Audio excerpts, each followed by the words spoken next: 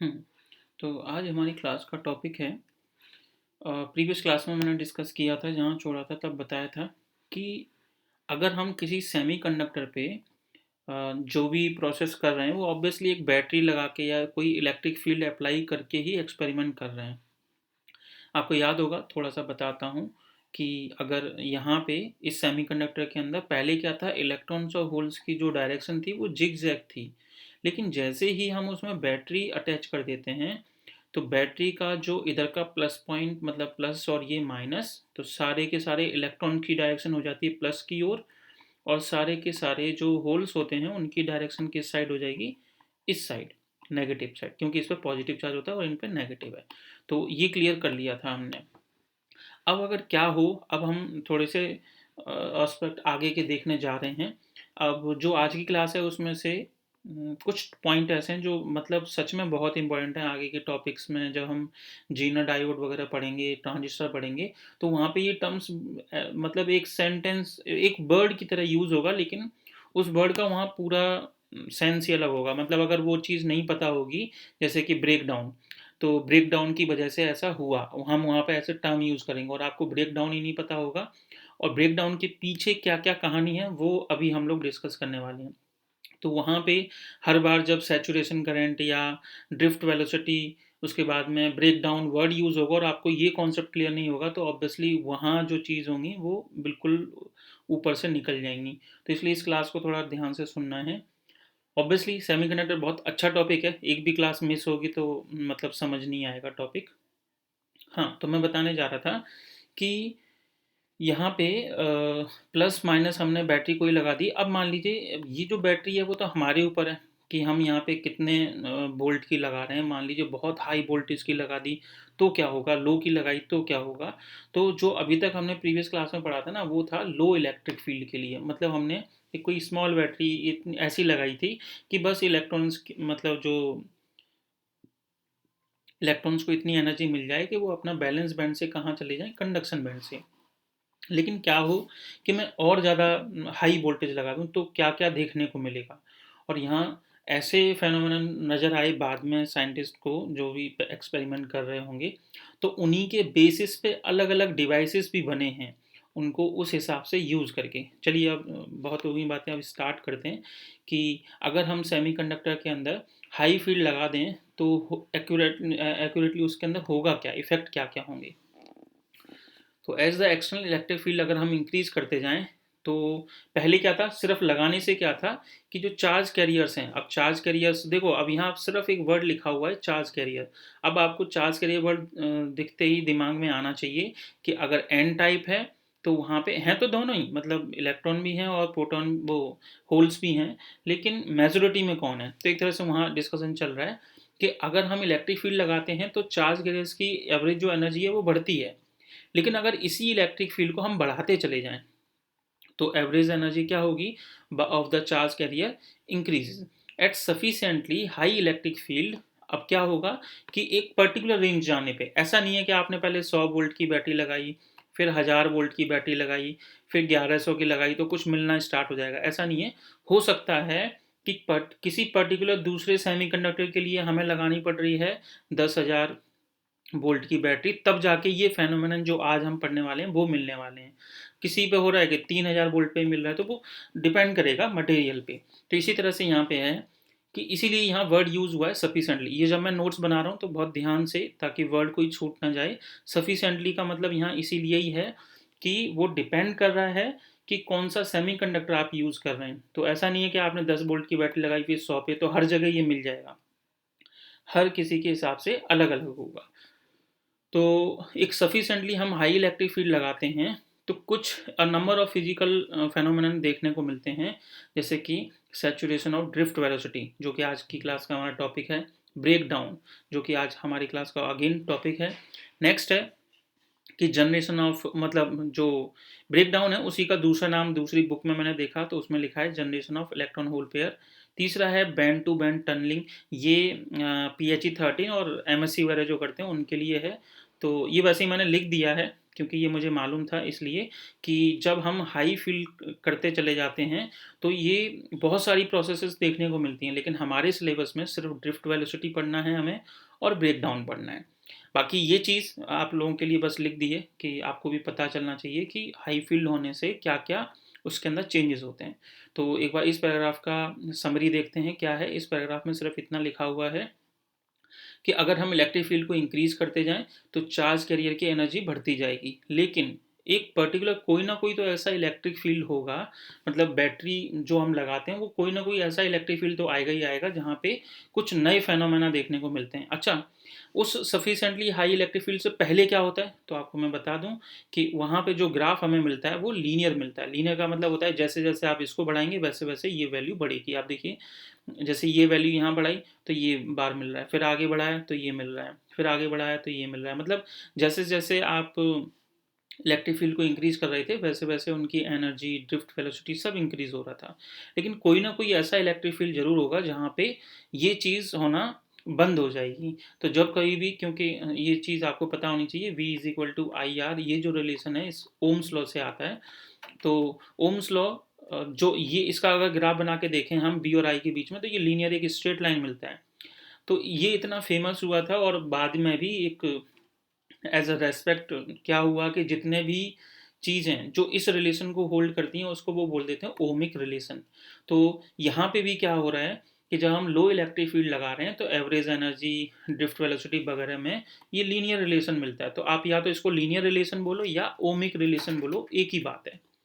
लेकिन जब हम बहुत ज़्यादा हाई इलेक्ट्रिक फील्ड लगा देते हैं तो ये रिलेशन ब्रेक हो जाता है, मतलब वहाँ पे ये रिलेशन नहीं रहता। वहाँ क्या हो जाता है वो थोड़ी देर में बताऊंगा, डिस्कस करेंगे। अच्छा, मैं समरी बताते बताते कहीं और निकल गया। लेकिन क्या था देखिए, इलेक्ट्रिक फील्ड इंक्रीज करते करते एवरेज एनर्जी भी बढ़ेगी और एक ऐसा कोई हाई इलेक्ट्रिक फील्ड आएगा कि वहाँ कुछ न्यूमरस हमें फिजिकल फेनोमेनन मिलेंगे। कौन कौन से?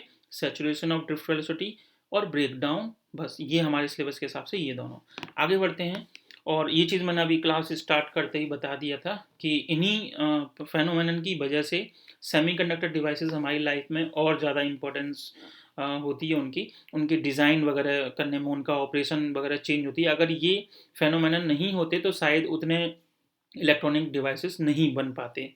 तो चलिए अब आगे देखते हैं कि हाँ, यहाँ मैंने मेंशन भी कर दिया है कि we discuss the basic physics of the first two phenomenon. कौन कौन से? Drift velocity and breakdown. और रेस्ट जो है वो ऑब्वियसली इस कोर्स के बियॉन्ड है, यानी PhD 13 में है या MSc वगैरह जो करते हैं।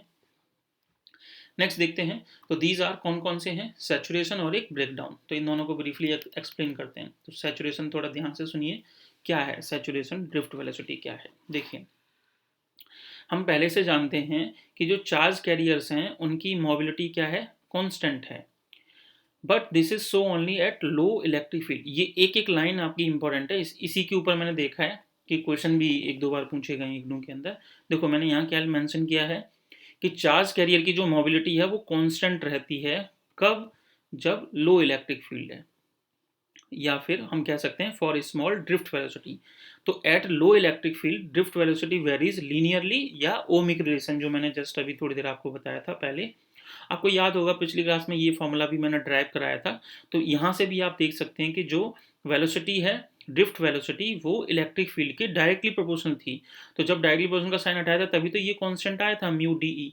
तो यानी कि लो जब इलेक्ट्रिक फील्ड है तब ये रिलेशन होल्ड करेंगे, लेकिन हाई होगा तो ऑब्वियसली ये रिलेशन होल्ड नहीं करेंगे। कब नहीं करेंगे? हाई इलेक्ट्रिक फील्ड के लिए। ये मैंने अलग ये लाइन मेंशन की है कि डू रिमेंबर ऑलवेज, इसलिए फोकस कर रहा हूँ क्योंकि सच में ये क्वेश्चन उन्होंने पूछा है। अभी जब क्लास एंड होगी तो मैं वो क्वेश्चन दिखाऊंगा आपको। Do remember always that this linear relationship hold only for low electric field. ये मैंने पिछले पेज पे भी बता दिया था कि ओमिक रिलेशन जो है तो वो तब तक होल्ड करता है जब तक लो इलेक्ट्रिक फील्ड है, और जैसे ही हम बहुत ज़्यादा हाई लगा देंगे तो क्या होगा अब वो देखते हैं। तो ये क्लियर हो गया होगा। अब यहाँ से समझिए, as the electric field increase, जैसे जैसे हम उसका इलेक्ट्रिक फील्ड इंक्रीज करेंगे तो ड्रिफ्ट वेलोसिटी जो होगी वो डिपार्ट हो जाएगी। कहाँ से? लीनियर रिलेशनशिप से। मतलब कि जब हम इलेक्ट्रिक फील्ड इंक्रीज करते जाएंगे तो ड्रिफ्ट वेलोसिटी उसके बाद में ओम लॉ या ओमिक रिलेशनशिप को फॉलो करना बंद कर देगी। तो when a very high electric field, बड़ा इंटरेस्टिंग लाइन है यहाँ से आगे की, कि when a very high electric field is applied to the semiconductor, the drift velocity becomes high and approaches to thermal velocity. अब देखो ये क्या है, ये जब पिछली क्लास में मैंने बताया था, जो मेटल्स होते हैं जब हम उनको हीट करते हैं तो उनके अंदर जो इलेक्ट्रॉन्स होते हैं वो उनकी स्पीड इतनी ज़्यादा होती है कि बहुत ज़्यादा, मतलब इतनी कि आप समझ लीजिए कि 100 किलोमीटर पर सेकंड, आप बिलीव नहीं कर सकते, ये बहुत ज़्यादा स्पीड है, एक सेकंड के अंदर 100 किलोमीटर, और वो भी किसी सेमीकंडक्टर के अंदर होना, ये थर्मल वेलोसिटी होती है। तो जब हम बहुत ज़्यादा हाई इलेक्ट्रिक फील्ड लगा देते हैं तो जो ड्रिफ्ट वेलोसिटी है, जो कि नॉर्मली लो इलेक्ट्रिक फील्ड पे बिल्कुल नॉर्मल होती है, बहुत as compare to this value बहुत स्मॉल होती है। लेकिन जैसे ही एक particular sufficient high electric field लगता है तो उनकी वेलोसिटी थर्मल वेलोसिटी के बराबर हो जाती है। रूम टेम्परेचर पे ये थर्मल वेलोसिटी कितनी होती है, लगभग 10 मतलब 100 किलोमीटर पर सेकंड। और आप इस चीज़ से अंदाज़ा लगा लीजिए कि ये जो आजकल हमारे जो फास्टेड हम जो बना सके हैं फाइटर जो एयरक्राफ्ट होते हैं, उनकी स्पीड होती है 1 किलोमीटर पर सेकंड, यानी एक सेकंड में सिर्फ 1 किलोमीटर। और ये इलेक्ट्रॉन की वेलोसिटी कितनी हो जाती है एक सेकंड के अंदर, 100 किलोमीटर। तो आप समझ गए होंगे कि जो रिलेशन पहले ऐसे चल रहा था इस तरह से, मतलब जितना ये बढ़ा रहे हैं उसी हिसाब से ये बढ़ रहा था, जितना ये बढ़ा रहे हैं उस हिसाब से ये बढ़ रहा था। लेकिन एक पर्टिकुलर हमने जब इलेक्ट्रिक फील्ड लगा दिया, बढ़ा दिया, तो अब ये ऐसे करके नहीं, ग्राफ नहीं चल रहा है, लीनियर नहीं चल रहा है, बल्कि एक्सपोनेंशियली चलना गया। एक्सपोनेंशियली भी वर्ड यहाँ छोटा होगा, मतलब बहुत तेजी से रन करने लग गया। तो ऑब्वियसली ये वाली लाइन मैंने इसलिए अलग करके लिखी है कि ये वाला जो रिलेशंस थे ये वाले, ये लो के लिए होल्ड करते हैं, हाई के लिए नहीं। ठीक है, अब देखिए क्या होगा, for such high electric field, यानी कि जब हम बहुत ज़्यादा हाई इलेक्ट्रिक फील्ड लगा देंगे तो charge carrier mobility is no longer constant. अब वो कांस्टेंट नहीं रही, देखो यहाँ क्या था, ये कांस्टेंट थी ना पहले, ये मोबिलिटी, ये जो म्यू डी ई है यही तो थी मोबिलिटी। तो जब हम बहुत ज़्यादा हाई इलेक्ट्रिक फील्ड लगा देंगे तो ये कांस्टेंट नहीं रहेगा, पहले था कांस्टेंट। तो it becomes dependent on the electric field and decreases due to the various scattering mechanism. ये लाइन आप चाहें तो आगे की छोड़ सकते हैं क्योंकि ये अगेन आगे का टॉपिक है। तो it becomes dependent on the electric field and decreases due to various scattering mechanism, जो है वो हमारे सिलेबस में नहीं है। तो these mechanism causes the carrier drift velocity to saturate with increasing electric field. तो जैसा कि मैंने कहा, आप चाहें तो ये लाइन छोड़ सकते हैं, बस यहाँ तक आपको इतना पता होना चाहिए कि सैचुरेशन ऑफ ड्रिफ्ट वेलोसिटी क्या है, कि जब हम बहुत ज़्यादा इलेक्ट्रिक फील्ड लगा देते हैं तो ड्रिफ्ट वेलोसिटी जो है वो अपने लीनियर रिलेशनशिप से डिपार्ट कर जाती है।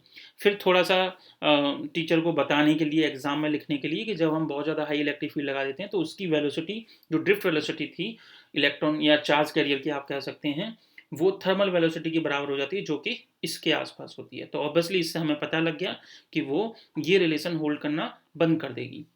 फिर मैंने बताया कि ये चीज़ें किस पे फ़र्क पड़ रहा है, क्यों हो रहा है ऐसा, कि इनके अंदर और कौन-कौन सी मैकेनिज़्म हुई होंगी, वो ऑब्वियसली बियॉन्ड द सिलेबस है यहाँ पे हमारे, तो मैंने इसलिए डिस्कस नहीं किया है क्योंकि वो और ज़्यादा बड़ा टॉपिक हो जाएगा। है तो इंटरेस्टिंग, लेकिन फिर मैंने सोचा कि मैं ऑलरेडी इतना ज़्यादा करा रहा हूँ इग्नू के सिलेबस के हिसाब से, तो इन चीज़ों को भी अगर एमएससी वाली चीज़ें डालूँगा तो और सिलेबस फिर ख़त्म ही नहीं होगा। तो मैं यहाँ बता रहा था, एक बार ये जल्दी से रिवाइज करते हैं, क्या है कि चार्ज कैरियर मोबिलिटी जो है वो कांस्टेंट रहती है, लेकिन कब, जब लो इलेक्ट्रिक फील्ड है। लेकिन जब बहुत ज़्यादा इलेक्ट्रिक फील्ड लगा देते हैं तो ड्रिफ्ट वेलोसिटी फिर वो कांस्टेंट, मतलब जो ये चार्ज कैरियर मोबिलिटी है वो कांस्टेंट नहीं रहती और ड्रिफ्ट वेलोसिटी उसकी डिपार्ट हो जाती है, लीनियर रिलेशनशिप मतलब होल्ड नहीं करती। तो कौन सा होल्ड करती है, कैसी दिखती है, तो उसका ग्राफ कैसा होगा, वो ग्राफ पूछा जाता है एग्जाम में।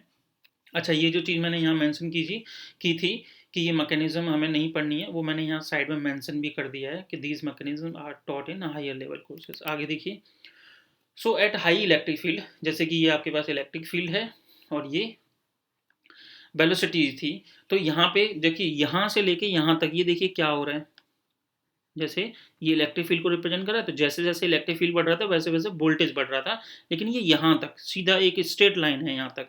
लेकिन एक पर्टिकुलर इस ई की वैल्यू के बाद में यहाँ हुआ क्या, एकदम से ये ड्रास्टिक चेंज हुआ। किसके अंदर ड्रास्टिक चेंज, मतलब कि वेलोसिटी बहुत ज़्यादा बढ़ गई, एक सैचुरेशन वेलोसिटी पे पहुंच गया वैसे तो वो।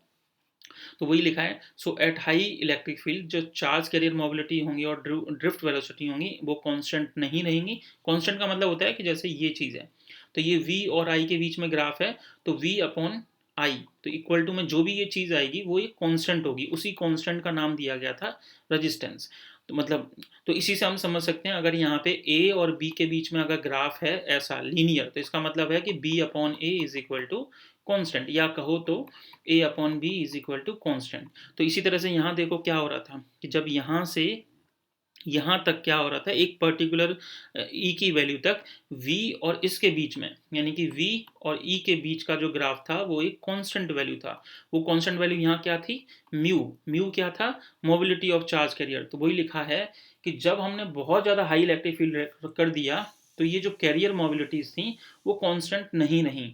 तो mobility of charge carrier decreases, उनकी मोबिलिटी कम हो गई, एंड ड्रिफ्ट वेलोसिटी जो है, ये बहुत इंपॉर्टेंट है, मोबिलिटी कम हो गई लेकिन उनकी जो वेलोसिटी है वो एक मैक्सिमम वैल्यू पे पहुंच गया जिसको हम बोलते हैं सैचुरेशन वेलोसिटी। तो देखो ये यहाँ क्या हुआ, इस पर्टिकुलर वैल्यू के बाद बढ़ना बंद हो गया, ये यहाँ सैचुरेट हो गया। पहले एकदम से तेजी से इंक्रीज हुआ और एक पर्टिकुलर वैल्यू पे जाके वो सैचुरेट हो गया। सैचुरेट मतलब अब चाहे आप कितना भी इलेक्ट्रिक फील्ड बढ़ाते चले जाएं, अब चाहे कितना भी बढ़ाते चले जाएं, वो अगर सैचुरेटेड वैल्यू पे पहुंच गया है तो उसी वेलोसिटी से यहाँ पे रन करेंगे।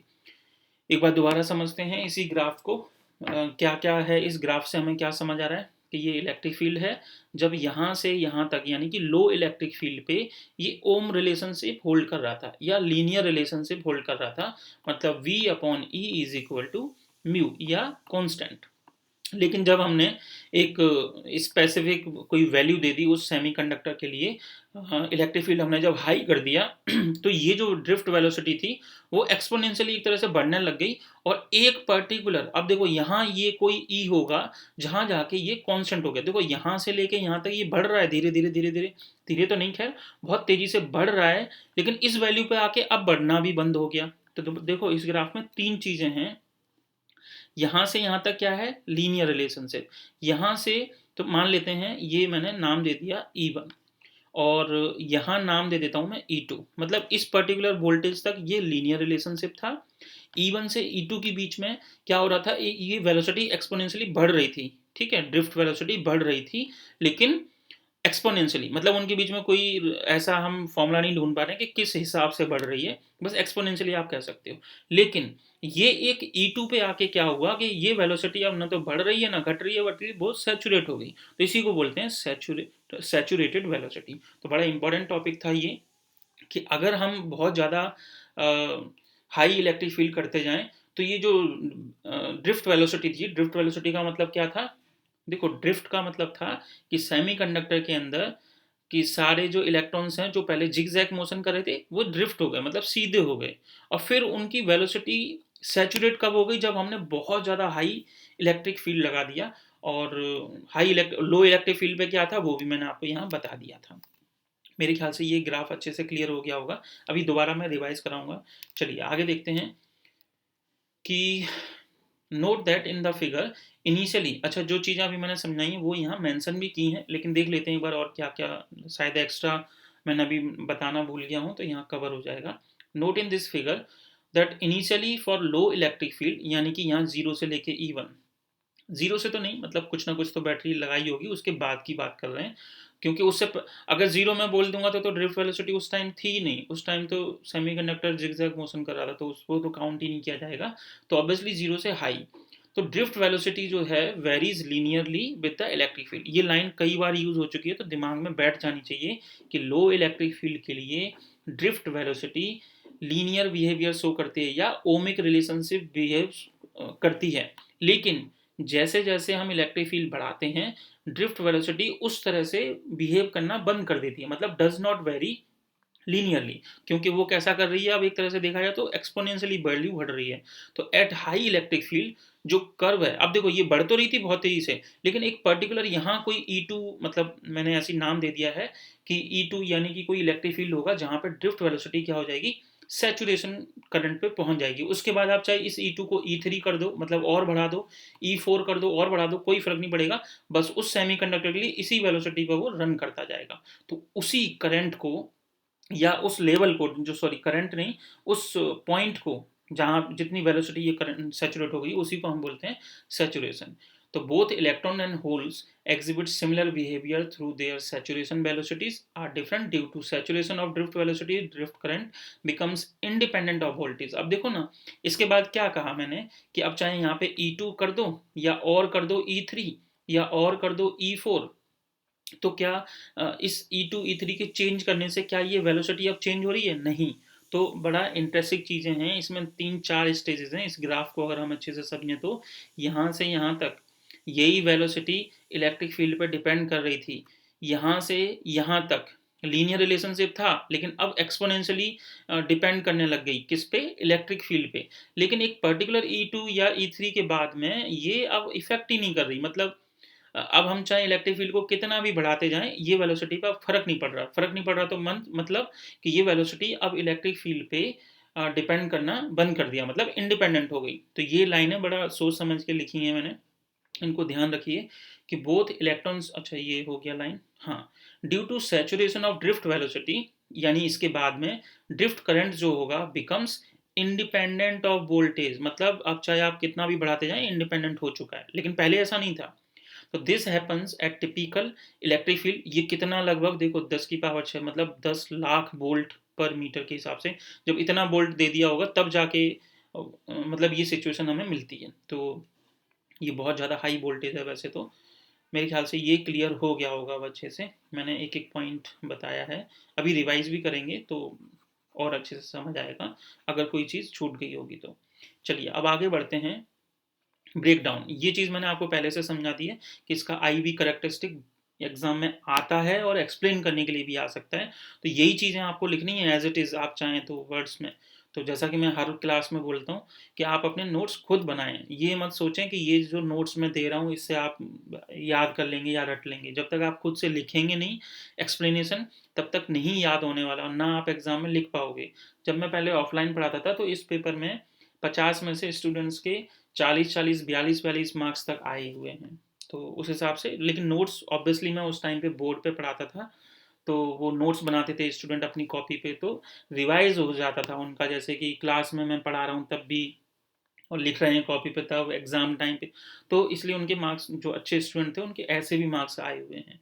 तो मैं नोट्स जरूर अपने आप बनाइए। चलिए अब बात करते हैं ब्रेक डाउन की। तो ये जो आई वी करेक्टरिस्टिक है ये पूछा जाता है सेमीकंडक्टर डिवाइसेस के अंदर। तो कि ये जैसे ग्राफ बना दो और फिर इसको एक्सप्लेन करो अच्छे से, जैसे मैंने आपको एक एक चीज़ अभी बताई यहाँ पे। अब आते हैं ब्रेक डाउन। देखो ये दोनों चीज़ें किसके अंदर हैं? इलेक्ट्रिक फील्ड को जब हम बहुत ज़्यादा हाई कर दे रहे हैं तब की बात कर रहे हैं। तो ऊपर वाला कॉन्सेप्ट क्लियर हो गया है, चिंता मत कीजिए, थोड़ी देर में रिवाइज करेंगे। अब आते हैं, बात करते हैं ब्रेक डाउन की। तो ये क्या चीज़ है? नाम से ही पता लग रहा है ब्रेक डाउन मतलब यहाँ पे इलेक्ट्रॉन्स का ब्रेकडाउन। अब वो क्या होता है ये थोड़ी देर में पढ़ेंगे। अभी देखिए, ये आपके पास कोई भी सेमीकंडक्टर है, इसके आसपास दूसरे इम्प्योरिटी वगैरह वाले मिला के वो हमने एक्सट्रिंसिक सेमीकंडक्टर ये बना दिया है। फिर अब यहाँ से, अब इसमें प्रोसेस हम पहले ही पढ़ चुके हैं कि इलेक्ट्रॉन्स यहाँ से निकलेगा, यहाँ होल क्रिएट होगा, फिर ये इलेक्ट्रॉन कहीं किसी और शेयर बैंड के साथ चला जाएगा, फिर वहाँ से कहीं और चला जाएगा, होल क्रिएट, मतलब मोबिलिटी उनकी, मूवमेंट हमें दिख रही है, देखने को मिल रही है। लेकिन एक्चुअल में होता क्या है कि जब ये बॉन्ड में, जैसे ये कोई बॉन्ड बना हुआ था यहाँ पे, एक बॉन्ड यहाँ बना हुआ है, ये खाली है, जैसे ये ब्लैंक है अभी, तो ये इलेक्ट्रॉन यहाँ चला गया, तो ऑब्वियसली अब यहाँ खाली हो गया और यहाँ इलेक्ट्रॉन आ चुका है। अब जब नेक्स्ट होगा ना, जब आप बहुत ज़्यादा इलेक्ट्रिक फील्ड दे देंगे तो ये इतनी तेज़ी से हिट करेगा इन बॉन्ड्स को, इलेक्ट्रॉन के, क्योंकि आप बहुत ज़्यादा हाई इलेक्ट्रिक फील्ड दे रहे हैं। तो हाई इलेक्ट्रिक फील्ड देने का मतलब है आप उसको एवरेज एनर्जी बढ़ा रहे हैं। एवरेज एनर्जी बढ़ाने का मतलब है कि हमें क्या चाहिए था शुरू शुरू में कि बस वो भाई बैलेंस बैंड से कंडक्शन बैंड में चला जाए, लेकिन आप उसको हाई इलेक्ट्रिक फील्ड देते ही चले जा रहे हैं और ज़्यादा एनर्जी देते चले जा रहे हैं। तो अब क्या होगा? तो जो इलेक्ट्रॉन यहाँ कंडक्शन बैंड में थे, वो आसपास के जो एटम हैं, आसपास के एटम मतलब जो भी एटम जहाँ इंट्रिंसिक सेमीकंडक्टर के अंदर जो बहुत सारे एटम्स हैं, करोड़ों लाखों, तो उनके अंदर इतनी एनर्जी आ चुकी है इलेक्ट्रॉन्स के पास में कंडक्शन बैंड में जाने के बावजूद कि वो इन बने हुए बॉन्ड्स को हिट करते हैं, और हिट करने से वो वाइब्रेट करेंगे, और वाइब्रेट करने से क्या होगा, वो जब बॉन्ड टूटेंगे तो जैसे कि एक ड्रास्टिक चेंज होता है कि ये सारे के सारे जो इलेक्ट्रॉन्स होते हैं वो सब बाहर आ जाते हैं। पर ये सिचुएशन हमें देखने को मिलती है बहुत ज़्यादा हाई इलेक्ट्रिक फील्ड में, और इसी प्रोसेस को हम बोलते हैं आयोनाइज हो जाना। आपने शायद कैपेसिटर अगर देखा होगा तो वो आयोनाइज कैसे होता है, अब मैं उतना डिटेल में नहीं जा रहा हूँ, बस इतना समझ लीजिए कि लीकेज होना है, इलेक्ट्रॉन का लीकेज होना है, ऐसे आप थोड़ा सा दिमाग में समझ सकते हैं। तो इतने ये जब बॉन्ड टूट जाते हैं ना, अब ये बॉन्ड क्यों टूटे थोड़ा गहराई से समझिए। जब हम इलेक्ट्रिक फील्ड को बढ़ाते हैं तो क्या बढ़ती है, फ्री इलेक्ट्रॉन्स जो होते हैं उनकी एवरेज एनर्जी बढ़ती है। और जब आप बहुत ज़्यादा इलेक्ट्रिक फील्ड कर रहे हैं तो वो बहुत ज़्यादा एनर्जी से मतलब उनके अंदर आ जाती है, और वो जो पहले से शेयर्ड बॉन्ड इलेक्ट्रॉन्स होते हैं उनको इतनी तेज़ी से हिट करते हैं कि ये टूट जाते हैं। और इनका टूटने का मतलब है कि वो सेमीकंडक्टर आयोनाइज हो जाता है, और आयोनाइज होने का मतलब है कि उसमें ड्रास्टिक नंबर ऑफ इलेक्ट्रॉन्स यानी कि चार्ज कैरियर क्रिएट हो जाते हैं, एक तरह से बाहर आ जाते हैं सबके सब। तो अब उनकी वजह से क्या होगा, जब इलेक्ट्रॉन्स बहुत ज़्यादा आ गए तो क्या होगा। तो पहले तो हम इतना पढ़ते हैं जो मैंने आपको बताया है कि when an external electric field is very high and is increase above a certain, ये वर्ड याद रखिए, ऐसा नहीं है कि हर इलेक्ट्रिक फील्ड पे ऐसा हो जाएगा, एक पर्टिकुलर किसी एक वैल्यू पे जाके होगा। तो certain critical value it frees electrons from the atom और मॉलिक्यूल्स ऑफ द सेमीकंडक्टर। मतलब वो क्या करते हैं, वही जो इलेक्ट्रॉन्स हैं वो वहां से फ्री हो जाते हैं, एक तरह से creating hole electron hole pair obviously. तो these free electrons are accelerated by the electric field and gain, क्योंकि इन इलेक्ट्रॉन्स को एनर्जी मिल जाती है, enough energy to ionize other atoms through collision, और वो उनसे इतनी तेजी से कोलाइड करते हैं कि वो सब आयोनाइज होना स्टार्ट हो जाते हैं, मतलब उनके बॉन्ड टूटने स्टार्ट हो जाते हैं। इस प्रोसेस को हम बोलते हैं इम्पैक्ट आयोनाइजेशन। ये डेफिनेशन एग्जाम में आ सकती है, तो आप यहाँ से यहाँ तक समझिए। तो इम्पैक्ट आयोनाइजेशन क्या है वो क्लियर हो गया। तो अब क्या होगा कि ये जो इलेक्ट्रॉन अब फ्री हुए हैं इन दिस प्रोसेस जो कोलाइड होके, वो और ज्यादा एटम्स को क्या करेंगे, और ज़्यादा एटम्स को आयोनाइज करेंगे। फिर जो अब नए इलेक्ट्रॉन्स आएंगे वो और ज़्यादा एटम्स को फिर करेंगे, तो एंड सो ऑन, ये प्रोसेस चलती जाएगी। तो आप समझ सकते हैं, इमेजिन करिए ऐसे ही दिमाग में कि कितने सारे इलेक्ट्रॉन्स एक साथ आ गए। मतलब पहले जब फील्ड नहीं था, बैटरी हमने नहीं लगाई थी, तो बैलेंस बैंड में ही सारे इलेक्ट्रॉन थे, कंडक्शन बैंड में एक भी नहीं था। जब हमने लो इलेक्ट्रिक फील्ड लगाया तो ये यहाँ से यहाँ पहुंचे इलेक्ट्रॉन, लेकिन अब जब बहुत ज़्यादा हाई इलेक्ट्रिक फील्ड लगा दिया तो ये इलेक्ट्रॉन्स क्या करने लग गए अब, कि जो पहले से शेयर्ड जो बॉन्डिंग थी उन इलेक्ट्रॉन्स को तोड़ने लग गए, मतलब उनके पेयर को तोड़ने लग गए, एक तरह से बॉन्ड को कोलिजन करने लग गए, जिससे कि जब बॉन्ड टूटेगा तो more and more electrons create हो गए बहुत ज़्यादा, एंड सो ऑन। तो thus more and more free electrons are generated in such collision and cause further impact ionization, जो हमने यहाँ पढ़ा था। वो इम्पैक्ट आयोनाइजेशन तो एक तो हो गया कि भाई एनर्जी लेके बस इलेक्ट्रॉन्स कुछ क्रिएट हो गए, लेकिन वो कुछ इलेक्ट्रॉन्स ने क्या किया, और ज़्यादा एटम से टकरा टकरा के उनको भी आयोनाइज करते गए, फिर उनसे जो क्रिएट हुए उन्होंने आगे वालों को क्रिएट कर दिया, तो इम्पैक्ट आयोनाइजेशन। आगे बढ़ते हैं। सो when high electric field applied to the semiconductor, तो electron and holes are created in a large number and carrier multiplication takes, ये carrier multiplication आप समझ गए होंगे कि जो पैदा हो रहे हैं फिर वो भी यही काम कर रहे हैं। तो बहुत ज़्यादा मल्टीप्लिकेशन की वजह से ये कॉन्टिन्यूसली चलता रहता है, और जिसकी वजह से क्या होगा, अब देखो करंट की एग्जैक्ट डेफिनेशन पता नहीं आप लोगों ने ट्वेल्थ में ठीक से पढ़ी है कि नहीं। करंट का मतलब होता है कि एक पर्टिकुलर टाइम में, जैसे मान लीजिए ये फ्लाईओवर है, ठीक है, ये कोई फ्लाईओवर है और आप यहाँ काउंटिंग करने बैठे हैं कि यहाँ से यहाँ तक कितने बाइक या स्कूटी या फिर ट्रक या कार्स कितने जा रहे हैं, और आप जैसे मान लीजिए 1 घंटे बैठे और आपने उनको नोट कर लिया, तो अब आप चेक करेंगे कि 1 मिनट में कितने लोग यहाँ से पास होके गए। उसी तरह से होता है करंट कुछ, कि ये कोई भी आपके पास इलेक्ट्रॉन है वो यहाँ से यहाँ पास हो गया, तो आई का फॉर्मूला भी तो यही होता है, क्यू अपॉन टी, मतलब एक पर्टिकुलर टाइम में कितने चार्ज पास होके गए। तो वही चीज़ हो रही है यहाँ पे, जब बहुत सारे इलेक्ट्रॉन्स क्रिएट हो गए तो इलेक्ट्रॉन्स की वजह से क्या क्रिएट होगा, करंट। तो दिस, अब पहले तो नॉर्मल हो रहा था, लेकिन जब इतने सारे इलेक्ट्रॉन्स आ गए तो क्या होगा, दिस सडन इंक्रीज, ये वर्ड समझ आ गया होगा, sudden increase of current with voltage above a certain critical, ये वर्ड भी समझ आना चाहिए, क्योंकि हर वोल्टेज पे ऐसा नहीं होता है, एक पर्टिकुलर किसी वोल्टेज पर जाने के बाद ऐसा हो रहा है, तो उस वोल्टेज को हम बोलते हैं ब्रेक डाउन। दोनों टर्म ध्यान रखिए। ऊपर जो हमने पढ़ा था वो ड्रिफ्ट वेलोसिटी थी, सैचुरेशन वेलोसिटी कह सकते हैं, और यहाँ पे ये ब्रेक डाउन वोल्टेज है, कि जिस वोल्टेज पे ऐसा होना स्टार्ट हो जाएगा that is known to be break down voltage. चलिए एक बार दोबारा जल्दी से पढ़ते हैं, फिर मैं ग्राफ पे आऊँगा। ग्राफ इसका पहले वाले की तरह बहुत इंपॉर्टेंट है। पहले मैंने यहाँ पैराग्राफ में आपको इम्पैक्ट आयोनाइजेशन समझाया कि वो क्या होता है, तो इसको अब मैं छोड़ रहा हूँ, आप एक बार अपने आप पढ़िए।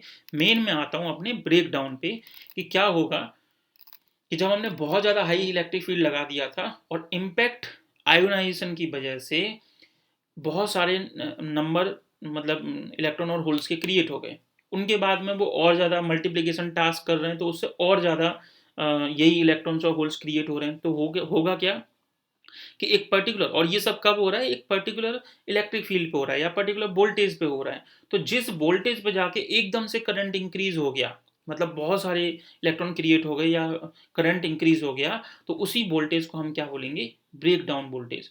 तो ऑब्वियसली अब आज के बाद जब कभी भी हम ब्रेक डाउन वर्ड यूज करेंगे, जैसे आगे जाके जब हम जीना डायोड वगैरह पढ़ेंगे ट्रांजिस्टर, तो वहाँ सिर्फ एक वर्ड लिखा होगा ब्रेक डाउन अकर्स, तो आपके दिमाग में ये पूरा सिनारियो आ जाना चाहिए ब्रेक डाउन वर्ड सुनते ही, कि यहाँ पे बहुत ज़्यादा हाई इलेक्ट्रिक फील्ड लगाया होगा जिसकी वजह से इम्पैक्ट आयोनाइजेशन हुआ, और इम्पैक्ट आयोनाइजेशन की वजह से बहुत सारे नंबर ऑफ इलेक्ट्रॉन्स क्रिएट हो गए, जिसकी वजह से एक सडन इंक्रीज इन करंट हुआ, और उसी पर्टिकुलर वोल्टेज को हम क्या बोल देंगे, ब्रेक डाउन वोल्टेज। मेरे ख्याल से ये पॉइंट्स आपको क्लियर हो गए होंगे दिमाग में। अब आते हैं इसका ग्राफ, बड़ा इंटरेस्टिंग है। देखिए ये जे को आपको पता होना चाहिए, ये होती है करंट डेंसिटी, करंट डेंसिटी। और ई क्या है, ऑब्वियसली इसी की सब कहानी चल रही है, ई की, कि ई इलेक्ट्रिक फील्ड को हम बढ़ाते चले जा रहे हैं। तो अब देखो पहले क्या था, ये स्मॉल, मान लीजिए मैं बार बार जीरो वर्ड शायद यूज कर रहा हूँ, जीरो से नहीं है, क्योंकि जीरो पे तो फिर वो है ही नहीं सेमीकंडक्टर, मतलब करंट ही प्रोड्यूस नहीं करेगा। तो जीरो से थोड़ा सा ये ग्राफ थोड़ा सा आगे से स्टार्ट होना चाहिए। चलिए कोई बात नहीं, उतना डिटेल में मत जाइए। यहाँ तक ये स्मॉल इलेक्ट्रिक फील्ड है या लो इलेक्ट्रिक फील्ड है। तो देखो कौन सा रिलेशन होल्ड कर रहा है, मैंने आपको पहले ही बता दिया कि ये कोई भी, मतलब जरूरी नहीं है कि हम करंट और ये सब पढ़ रहे हो, दुनिया में जितनी भी चीजें हैं अगर उनके बीच में ये रिलेशन होल्ड कर रहा है कोई भी दो चीज, तो उसको ओमिक रिलेशन या ओमिक रीजन बोल देते हैं, एक एज अ रेस्पेक्ट, क्योंकि ओम्स लॉ एक लीनियर रिलेशनशिप होल्ड करता है। तो हम बात कर रहे थे, चलिए अपनी पुरानी बात पे आते हैं। ये स्मॉल इलेक्ट्रिक फील्ड है, ये करंट डेंसिटी है, तो इन दोनों के बीच में ये क्या है, देखो लीनियर रिलेशनशिप, मतलब ओमिक रिलेशन। लेकिन अब इस ई की ईवन बना देता हूं मैं, इस ईवन की पर्टिकुलर वैल्यू के बाद में यहां से यहां तक क्या हुआ कि वो प्रोसेस चल रहा है धीरे धीरे, मतलब जैसे जैसे आप इलेक्ट्रॉन ये बैटरी मतलब अप्लाइड इलेक्ट्रिक फील्ड बढ़ाते जा रहे हैं, तो वो प्रोसेस चल रहा है कौन सा, इम्पैक्ट आयोनाइजेशन का, कि वो टूट रहे हैं और उनसे क्या बन रहा है, मतलब नए वो शेयर जो हमारा बॉन्ड था वो टूट रहा है, लेकिन वो इतने ज़्यादा नहीं हुए हैं अभी ए से लेके बी तक कि एकदम से सडन चेंज हो जाए। तो ये सैचुरेटेड रीजन है। सैचुरेटेड रीजन मतलब यहाँ से यहाँ तक जो हमारा जे और ई के बीच में जो ग्राफ है वो कांस्टेंट है, ठीक है। ये पहले बढ़ रहा था लेकिन इस वैल्यू पे जाके ये सैचुरेट हो गया, और बी पॉइंट पे एकदम से क्या हुआ, बहुत तेजी से ये करंट बढ़ा। तो इसी वोल्टेज को, जिस पॉइंट बी पे जो भी यहाँ वोल्टेज होगा E2, उसको हम बोलेंगे ब्रेक डाउन वोल्टेज। ऑब्वियसली ये इस रीजन को बोलेंगे ब्रेक डाउन रीजन, इसको सैचुरेटेड और इसको ओमिक रीजन। तो बी पॉइंट पे जो भी यहाँ इलेक्ट्रिक फील्ड होगा, सपोज मैं इसको E1 से डिनोट कर रहा हूँ, तो ये जो E1 है इस ग्राफ के लिए वो ब्रेक डाउन वोल्टेज है, जिस वोल्टेज पे ऐसा होना स्टार्ट हो गया। चलिए अब आगे देखते हैं, ये ग्राफ क्लियर हो गया होगा, जो मैंने समझाया उनको पढ़ लेते हैं यहाँ पे, कि at high electric fields drift velocity जो थी वो सैचुरेटेड है, and we get the saturation region from A to B. तो इन बोथ ओमिक और सैचुरेशन रीजन कैरियर कंसंट्रेशन जो थी वो क्या है, एक तरह से constant है। So the variation in current density is only due to the variation of drift velocity with the electric field, as the applied electric field attains a value higher than the critical value। मतलब critical value वही है, जैसे ये मैंने यहाँ पे E1 बताया था, तो E1 से जैसे ही आप आगे बढ़ रहे हैं तो E1 क्या है, क्रिटिकल वैल्यू होगी। तो क्रिटिकल वैल्यू से जैसे ही आप हाइयर जा रहे हैं, number of charge carriers increases rapidly, and there is a sudden increase in the current density from B to C, जिसको हम नाम देंगे breakdown region. An understanding of this phenomenon of breakdown is very important in the operation of semiconductor devices, जैसे कि मैं बार बार बताता रहता हूँ, junction diode, transistor, voltage regulation, power amplification, मतलब बहुत सारे एप्लीकेशन हैं इस चीज़ के। तो वो ऑब्वियसली हम आगे की यूनिट्स में पढ़ेंगे। चलिए अब जल्दी से एक बार रिवाइज करते हैं जो पॉइंट्स मेन मेन याद रखने। सैचुरेशन ऑफ ड्रिफ्ट वेलोसिटी में क्या होता है कि जैसे जैसे हम इलेक्ट्रिक फील्ड को बढ़ाते जाते हैं, तो पहले क्या था, लो इलेक्ट्रिक फील्ड के लिए ये ओम्स लॉ या लीनियर रिलेशनशिप होल्ड कर रहा है, फिर इस पर्टिकुलर वैल्यू से इस पर्टिकुलर वैल्यू तक ये इंक्रीज हो रहा है एक्सपोनेंशियली, लेकिन एक पर्टिकुलर वैल्यू पे आके ये कांस्टेंट हो गया। तो जिस पर्टिकुलर वैल्यू पे आके ये कांस्टेंट, मतलब जब जाके ये कांस्टेंट हो गया, उसी को हम बोल देते हैं सैचुरेशन वेलोसिटी, किसकी, इलेक्ट्रॉन या चार्ज कैरियर की। ये क्लियर हो गया।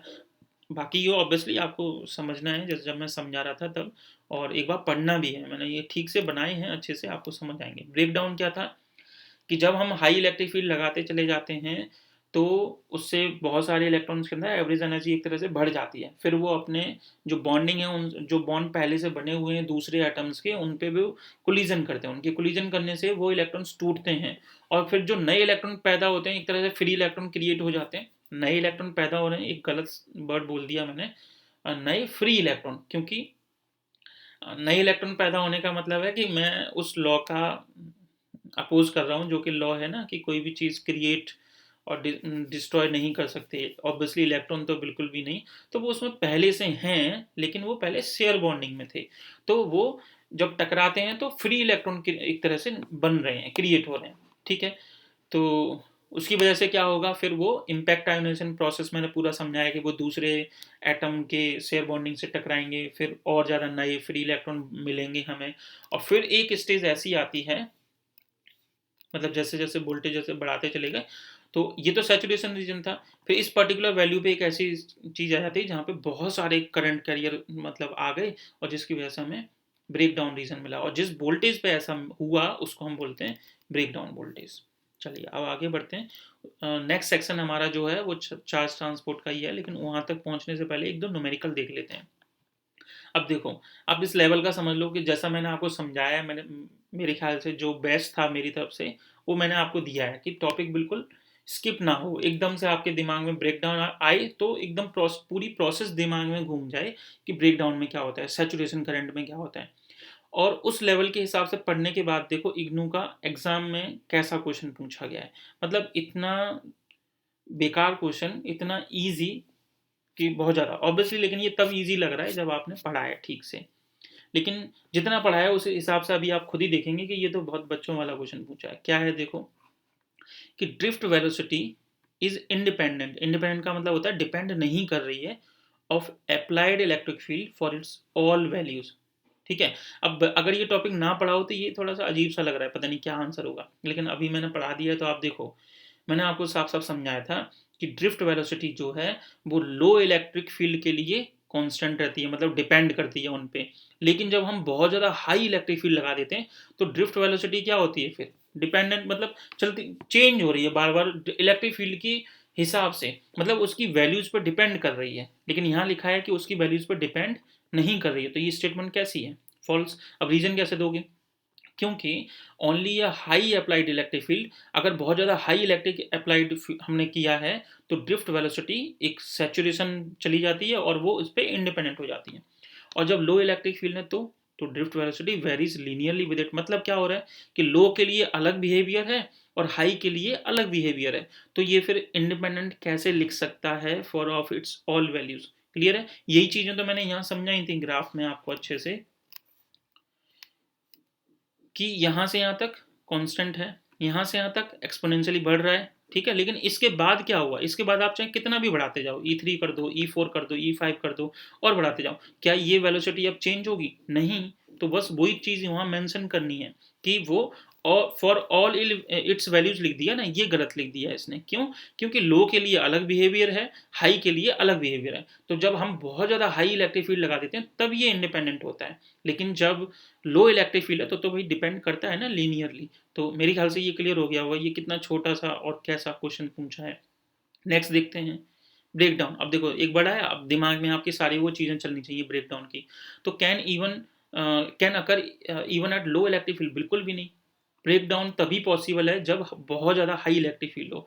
तो कैसा क्वेश्चन था ये, तो it is false, break down can not occur at low electric field as electrons do not acquire enough energy to break free of covalent bond. तो ये चीज़ मैंने बता दी थी। तो एक्सप्लेनेशन भी आप थोड़ा सा इसी तरह से अच्छे से दीजिए ताकि टीचर पे इंप्रेशन पड़े कि बिल्कुल एक्यूरेटली सेंटेंस से समझ आ रहा है कि हाँ अच्छे से स्टूडेंट ने पढ़ाई की है। क्योंकि हाई इलेक्ट्रिक फील्ड होगा तो क्या होगा कि जो एनर्जी इलेक्ट्रॉन्स के अंदर इतनी आ जाएगी कि बाकी के बचे कोवलेंट बॉन्ड को वो तोड़ सकें।